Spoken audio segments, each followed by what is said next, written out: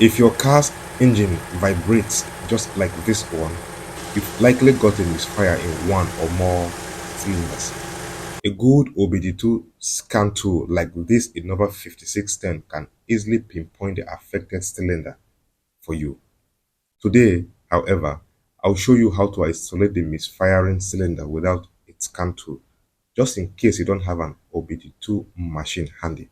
Let's get to business.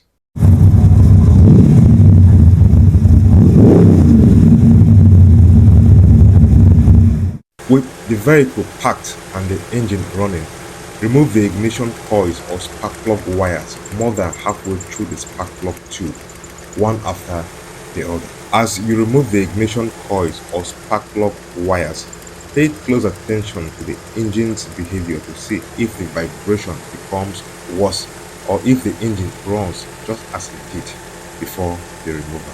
On this engine, removing the spark plug wire from the cylinder 4 tube causes visibly and audibly more vibrations. The same thing applies to cylinder 3.